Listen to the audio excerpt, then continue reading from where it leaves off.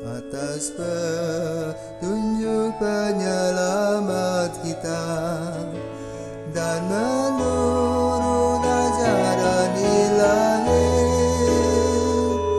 maka beranilah kita bernyanyi, Bapa kami yang ada di surga, dimuliakanlah namamu. Saudara-saudari yang terkasih di dalam Kristus, selamat pagi. Salam jumpa lagi dalam Sabda Siap Saji. Marilah kita berdoa dalam nama Bapa, Putra, dan Roh Kudus. Amin. Allah Bapa pokok damai sejati, berkat bantuanmu Santo Ireneus berhasil mempertahankan ajaran yang benar dan meneguhkan damai bagi gereja.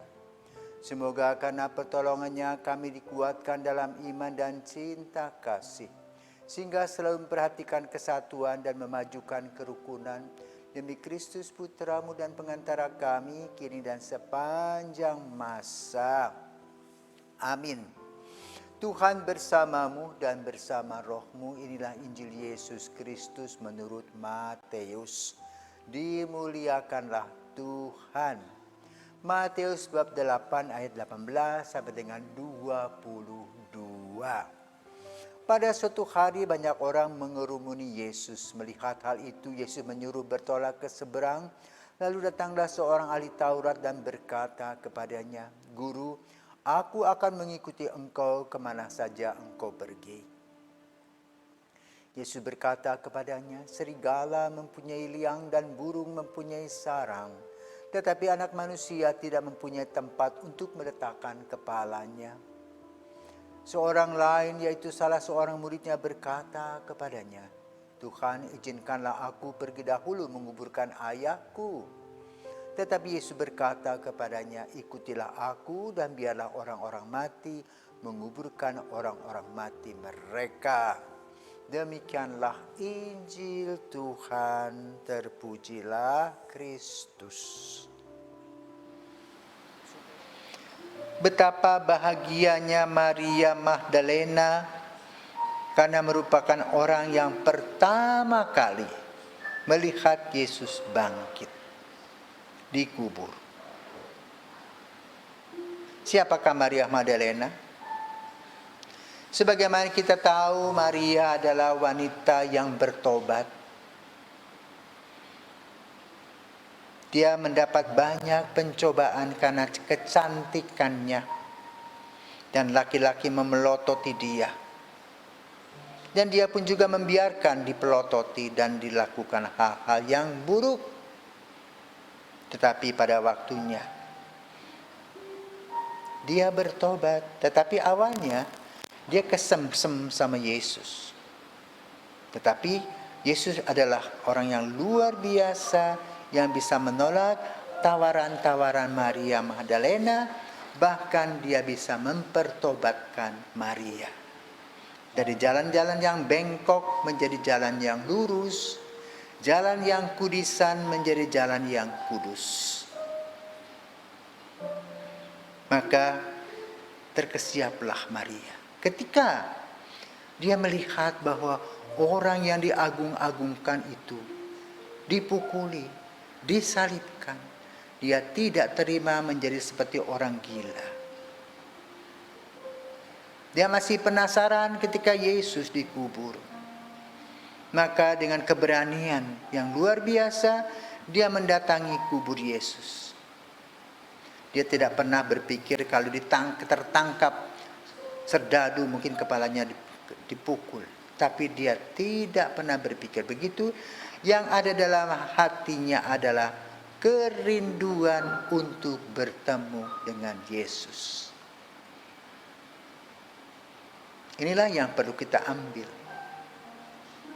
Dari pertobatan melahirkan rasa rindu. Dia mengamat-amati kubur Yesus. Karena memang Yesus wafat sebelum dicuci, dibersihkan. Tubuhnya, kenapa? Jam 3 sudah memasuki masa hari Sabat. Sehingga tidak ada lagi kegiatan-kegiatan yang besar seperti bersih membersih. Semua harus ditinggalkan. Maka Yesus langsung dibalut kain kafan. Sebagai tradisi mereka ibu-ibu merasa berhutang budi kepada Yesus karena belum membersihkan Yesus. Maka lalu Maria mempunyai gagasan untuk melihat kalau memungkinkan dia bisa membersihkan Yesus. Tapi dengan hati yang galau dia datang ke sana. Kenapa? Orang yang dia kasihi, orang yang mengajak dia bertobat, orang yang memberikan kasih yang tiada tara ini telah tiada.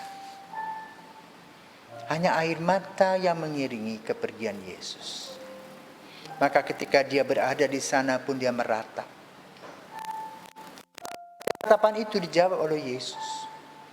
Di mana Yesus memperlihatkan diri, maka dia katakan, aku telah melihat Tuhan.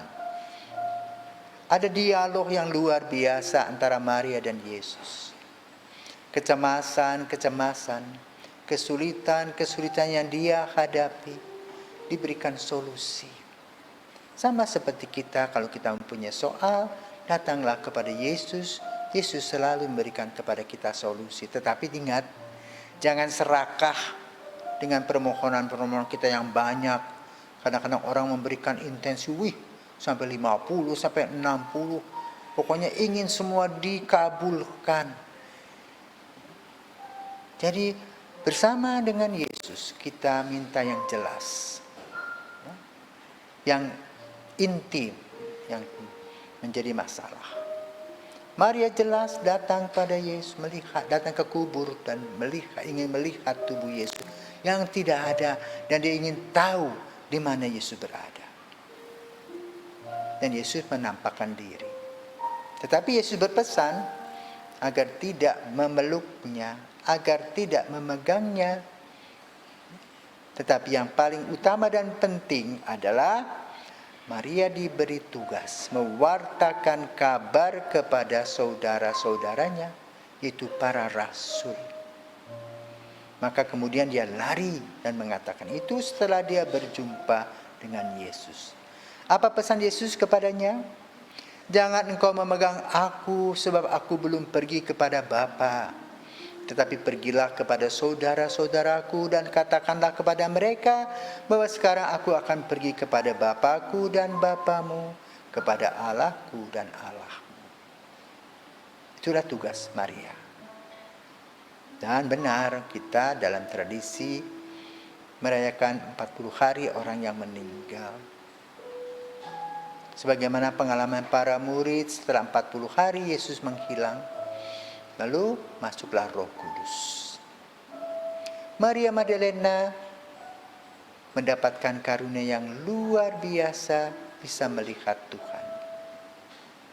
Maka kita juga minta kepada Tuhan Yesus agar kita pun juga mempunyai pengalaman seperti Maria Magdalena.